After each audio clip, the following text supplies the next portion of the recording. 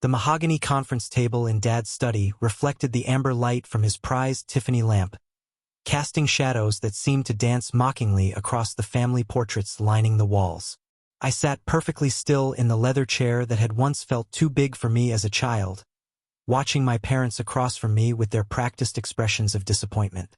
Mom twisted her wedding ring, the one Dad had bought her after his first major real estate deal, while Dad drummed his fingers against the polished wood. Between us lay the printed rejection letter from Stanford's MBA program, though I suspected this emergency family meeting had been planned long before that envelope arrived. "Daniel," Dad began, using my full name like he always did when delivering bad news. "We need to discuss your future." His voice carried the same authority that had built Richardson Holdings into one of the city's premier commercial real estate firms. "You're 26 years old, and frankly, we're concerned about your direction." I adjusted my simple button-down shirt, deliberately chosen from Target rather than the Brooks Brothers selections that filled the rest of my family's wardrobes. Let them think I couldn't afford better. It made what was coming so much more satisfying. "Your brother Mike just secured another round of funding for his tech startup," Mom added, her perfectly manicured fingers gesturing toward the framed photo of my younger brother shaking hands with some venture capitalist. $3 million this time. The investors are calling it revolutionary. Revolutionary. I almost laughed at the word. Mike's revolutionary app was nothing more than a glorified food delivery service with a sleeker interface, but our parents had poured money into it like water into a desert. 2 years of funding his lifestyle, his downtown loft, his luxury electric car, all while he played entrepreneur with their checkbook. "Meanwhile," Dad continued, his disappointment palpable, "you're still working at that non-profit, making what, $40,000 a year? Living in that studio apartment, driving that old Honda." He shook his head. "We gave you every opportunity, Daniel. Private school, college fully paid, and this is what you do with it." The irony wasn't lost on me. While they'd celebrated Mike's every pivot and prototype, they'd dismissed my actual achievements. 3 years ago, when I tried to explain my breakthrough in renewable energy storage, Dad had cut me off mid-sentence to take a call about a commercial property. When I'd shown them my first patent application, Mom had suggested I find something more stable. When I'd asked for help funding my research, they'd offered me a job at Richardson Holdings instead. "Mike has vision," Mom said, her voice taking on that proud tone reserved exclusively for her younger son. "He sees opportunities where others see obstacles." Just last week, he pitched his expansion plans to Platinum Capital Partners. I checked my phone discreetly. 7:47 p.m. In 13 minutes, everything would change. The Business Tribune article would go live at exactly 8 p.m. Pacific time. My PR team had coordinated the timing perfectly. "We've been patient, Daniel," Dad said, pulling out a folder thick with documents. "But your mother and I have made a decision. We're prepared to offer you a position at Richardson Holdings. Junior partner, starting at $120,000, full benefits, company car." He slid the contract across the table. "All you have to do is sign." The offer was generous by most standards, but it came with invisible chains. I'd watched my father's junior partners, seen how they nodded and smiled and slowly had their souls extracted through their paychecks. The position would make me financially comfortable and professionally miserable, exactly what they wanted. "What about my research?" I asked quietly. Dad's expression hardened. "What research? You mean those battery experiments you're doing in your garage?" "Daniel, you're not a scientist. You have a business degree. It's time to use it. Those battery experiments," I said carefully, "might be worth more than Richardson Holdings." Mom laughed, actually laughed. "Sweetheart, you're delusional. Mike is the inventor in this family. You're," she paused, searching for the right words, "you're more of a traditional business type." Traditional. Code for boring, predictable, safe. Everything they wanted me to be and everything I'd refused to become. My phone buzzed. 7:59 p.m. 1 minute. "I need to think about this," I said, standing up. "Think about what?" Dad's voice sharpened. "This is a generous offer, more than generous. Your brother built something from nothing. You've been spinning your wheels for 3 years. Built something from nothing. Another lie they'd convinced themselves to believe. Mike had built something from their money, their connections, their unwavering faith. Every dollar of his startup funding had been secured through Dad's golf buddies and Mom's charity board connections. My phone buzzed again. 8 p.m. exactly. Actually, I said, pulling out my tablet, I think Business Tribune might explain my situation better than I can. The notification was already waiting. Breaking: revolutionary battery technology valued at $2.8 billion in stealth acquisition by Voltex Motors. I turned the screen toward them. Mom's wine glass froze halfway to her lips. Dad's confident expression cracked like ice under pressure. The headline filled the screen, accompanied by a photo of me in a Voltex manufacturing facility, shaking hands with their CEO, Jackson Hayes. Below it, a smaller headline, Daniel Richardson, 26, the garage inventor who solved electric vehicles' greatest challenge. That's... Dad grabbed the tablet, his face cycling through confusion, disbelief, and dawning realization. This can't be real. Voltex Motors acquired my battery technology this morning, I said calmly. The patents, the manufacturing process, the whole operation. The deal closed at $2.8 billion. I retained a 30% stake in the technology division. The silence was deafening. Outside, I could hear the evening traffic, the distant sound of their neighbors living their normal lives, unaware that the world had just shifted on its axis. But you never said anything, Mom whispered. You never asked, I replied. You were too busy funding Mike's food delivery app to notice I was revolutionizing energy storage. Dad was scrolling frantically through the article. The valuation, the acquisition. This says you've been working with Voltex's engineering team for 18 months. 22 months, actually. We wanted to keep things quiet until the technology was perfected. Industrial espionage is a real concern in this space. Mom's phone started buzzing. Then Dad's. The story was being picked up by every major business publication simultaneously. Tech Financial News, Innovation Weekly, Startup Scope. My carefully orchestrated media blitz was working exactly as planned. I don't understand, Dad said, still staring at the screen. All this time, while we thought you were wasting your potential. You thought I was wasting my potential because I wasn't following your script, I interrupted. You wanted me to be Mike, to play with other people's money and call it innovation. I was actually innovating. My phone rang. Excuse me, I said, checking the caller ID. It's my Voltex liaison. We're discussing the manufacturing timeline. I stepped into the hallway to take the call, leaving them with their shock and their buzzing phones. Through the glass doors, I could see them huddled together, Dad reading aloud from the Business Tribune article, while Mom scrolled through the flood of notifications on her social media. Their perfectly ordered world was crumbling, and I was just getting started.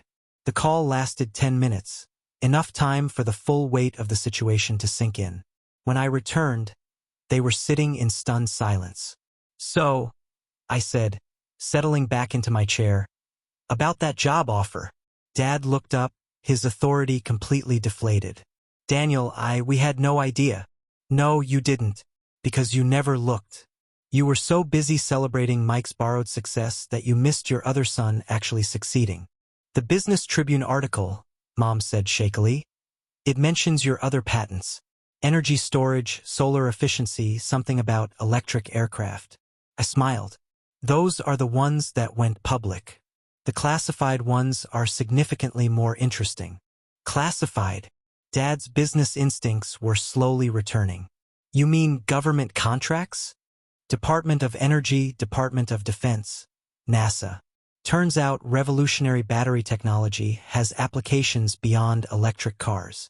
The numbers were staggering, even to me. The Voltex deal was just the beginning. My battery technology would power everything from satellites to submarines, and I owned the patents. Conservative estimates put my total net worth at over $4 billion, making me one of the youngest billionaires in American history. Why didn't you tell us? Mom asked, tears forming in her eyes. Because you never believed in me, I said simply. When I needed support, you offered me judgment. When I needed funding, you suggested I get a real job. When I needed family, you chose Mike. Dad leaned forward. We can change that. We can. Can what? Take credit for my success? Claim you always knew I was capable. I shook my head. It's too late for that. My phone buzzed with a text from my assistant. Primetime Business wants an exclusive. Should I schedule for tomorrow? I showed them the message. National television debut tomorrow night. They're calling it The Garage Genius. How one man's rejection became revolution. Daniel, Dad said desperately. We're family. We made mistakes, but we're still family. Family? I pulled out a folder of my own. Let me show you what family looks like. The documents detailed everything. Mike's startup finances, funded entirely by Richardson Holdings disguised as investments. His apartment lease, paid by a shell company owned by our parents. His luxury car, purchased through a business loan they'd personally guaranteed. Even his dating life was subsidized. They'd been paying for his expensive dinners and weekend trips for 2 years. While you were funding his fake empire, I said, spreading the papers across the table, I was building a real one. While you were investing in his pretend innovation, I was creating actual innovation. While you were believing in his potential, I was realizing mine. Mom covered her face with her hands. We were trying to help him find his way. And what about helping me find mine? When I showed you my first working prototype, you said it was a hobby. When I explained the patent process, you said I was wasting time. When I needed $10,000 for equipment, you bought Mike a car. The memories came flooding back. Birthdays where Mike's fake milestones were celebrated while my real achievements went unnoticed. Family dinners where they discussed his imaginary investor meetings while dismissing my actual scientific breakthroughs. Holidays where they bragged about his potential while apologizing for my choices. We thought, Dad started. You thought Mike was the son with promise and I was the disappointment. You thought wrong. My phone rang again. This time it was my lawyer, calling to finalize the foundation paperwork. I decided to establish the Richardson Innovation Foundation with a $200 million endowment, specifically to fund young inventors whose families didn't believe in them. That's the foundation, I said after ending the call. Named after the family that taught me the value of self-reliance. 200 million? Dad's voice cracked. It's a tax write-off, I said casually. Though I suspect the irony will be worth more than the deduction. The evening news was starting. I turned on Dad's large-screen TV, and there it was, my story, leading the business section. The anchor was explaining how a garage inventor had solved the electric vehicle industry's greatest challenge, while the world's biggest companies were spending billions on research. In related news, the anchor continued, Richardson Holdings stock jumped 12% in after-hours trading on speculation that CEO Richard Richardson is connected to the Voltex deal through his son Daniel. Dad's eyes widened. I'd forgotten about that detail. My last name was going to boost his company's value, at least temporarily. The market always overreacted to family connections, even when they didn't exist. Daniel, he said urgently, the stock price has nothing to do with me, I finished. I suggest you clarify that in tomorrow's press conference. Wouldn't want investors to think Richardson Holdings had any involvement in my success. It was a subtle but devastating blow. Any boost to his company's value would evaporate the moment he was forced to deny connection to my achievements. The market would punish him for benefiting from a relationship he'd neglected to nurture. Mom was scrolling through her phone, watching the social media explosion. The comments, she whispered. People are asking why we never supported you. Good question, I said.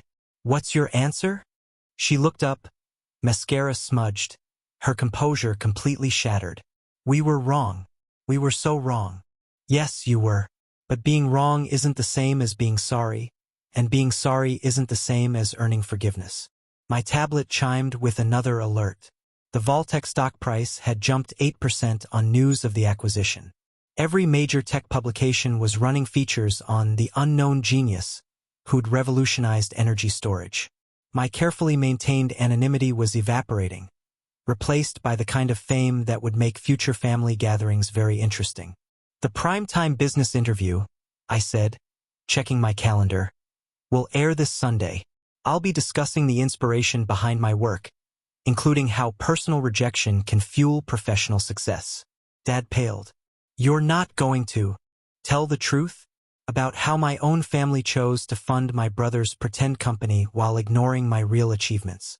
About how the people who should have supported me most became my greatest motivation to succeed despite them.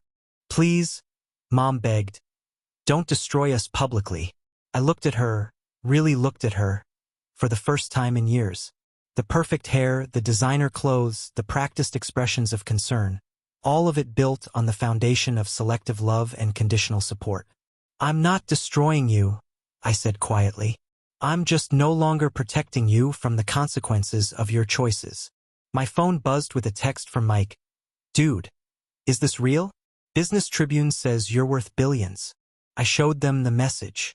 Your golden boy just found out he's not the family success story anymore. He's your brother, Dad said weakly. He's the brother you chose. Just like I'm the son you rejected. The implications were sinking in.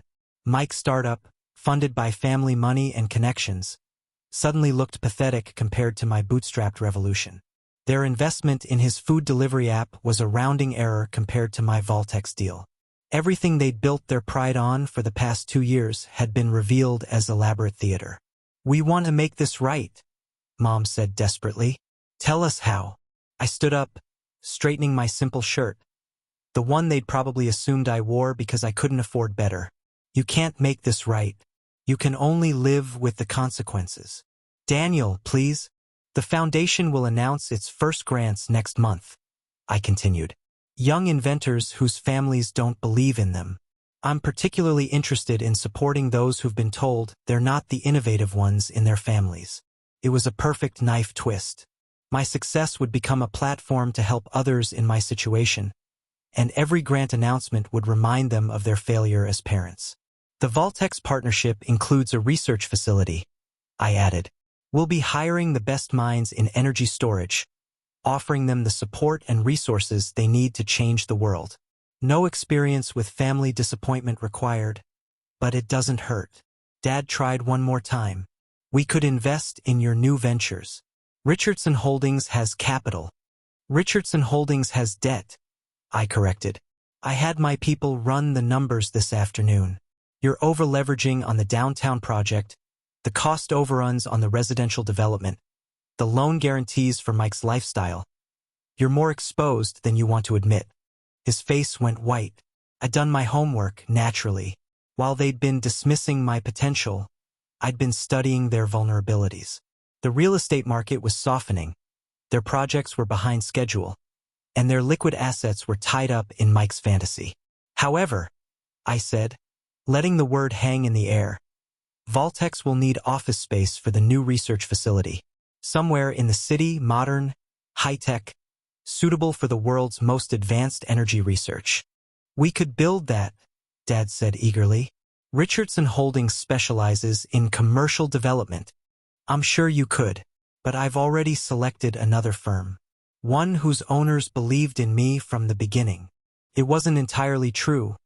I'd selected the architectural firm that morning, but the symbolism was perfect. My success would benefit everyone except the family that had doubted me. The primetime business interview will be interesting, I said, gathering my things. They want to explore the psychology of innovation, how external skepticism can fuel internal drive. I'm sure they'll be fascinated by the family dynamics. You're really going to do this? Dad asked. Publicly humiliate us? I'm going to tell my story. If that humiliates you, maybe you should examine why. My phone rang. Voltex's head of communications, confirming tomorrow's press conference details. Sorry, I said, answering professionally. Yes, the patents are finalized. No, the family won't be participating in media events. They're quite busy with their own projects. When I hung up, they were staring at me like I was a stranger. In many ways, I was. The disappointed son they'd known was gone, replaced by someone who'd learned to succeed without their approval. One more thing, I said, pausing at the door. Mike's startup is going to fail. The market research is flawed, the business model is unsustainable, and his competition is better funded. You might want to start preparing for that conversation. How do you know? Mom asked. Because I actually understand business, unlike the son you chose to back. The difference is, when Mike fails, he'll come to you for comfort. When I succeeded, I did it alone. Outside, my luxury electric sedan waited in the driveway. Not the old Honda they'd assumed I was still driving. I'd bought it 6 months ago with my first patent licensing deal, but I'd kept parking it around the corner during family visits. Let them think I was still struggling. It made tonight's revelation so much sweeter. My phone buzzed with notifications as I drove home. The story was exploding across social media. #GarageGenius was trending. Tech journalists were calling me the next great innovator. Investment firms were begging for meetings. But the message that mattered most came from Dr. Sarah Chun, my graduate school advisor, the woman who'd believed in my research when my own parents wouldn't. Saw the news. So proud of you. Knew you'd change the world someday. Some people had faith in me from the beginning.